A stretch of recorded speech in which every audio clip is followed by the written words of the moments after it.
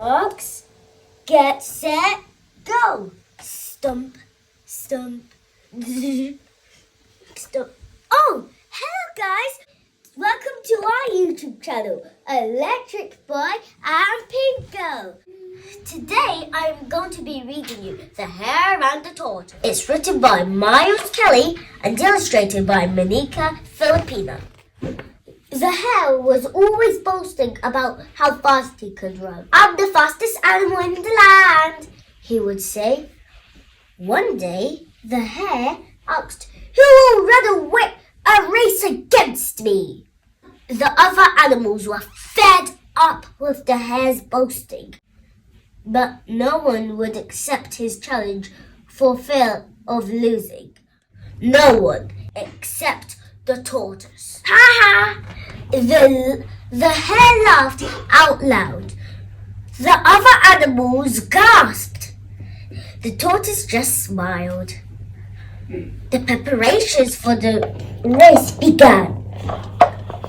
The fox drew up a map of the routine. The race was to take place of the following week. For the next 7 days, sort of speeding around the meadow, dashing up the hills, knocking animals over and upsetting just about everyone. The tortoise just watched as far as he chewed leisurely on the grass and leaves. The night before the race, the tortoise went to bed early, smiling as happily as the sun went down. "Early to bed, early to rise," he said to himself. Meanwhile, the hare stayed up late partying with his neighbors, the badgers.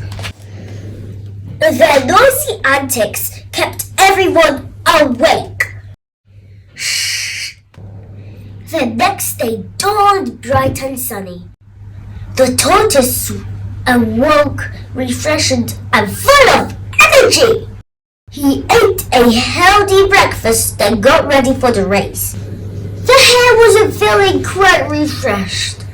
His late night meant he had hardly slept at all. He felt exhausted. He poured himself a large glass of carrot juice and yawned loudly.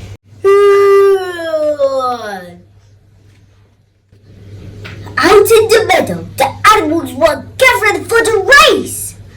There were stalls selling cakes and sandwiches. Balloons and bunting had been tied to the trees. A party atmosphere was building. At last, it was time for the race to start. Feeling more like his usual self, the hare took his place at the start line. "Get ready to lose," he said to the tortoise. The tortoise just smiled. He didn't seem in the least bit worried. Then the fox began the countdown to the race. "On your marks, get set!" The whistle blew and they were off. The hare dashed away at full speed around the meadow, then up the hill. He stopped to look back and saw the tortoise plodding along far behind. Grinning happily, the hare danced a little jig on the hilltop. As he ran down the hill, the hare grabbed some crunchy lettuce from a field. He stopped for a mid-morning snack. Yummy! The sun was warm and he decided to have a short nap.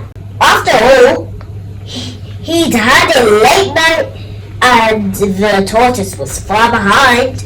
In the meantime, the tortoise carried up on the hill and over the top. He saw the hare snoozing under a tree and marched bravely past. The hare didn't stir a whisker.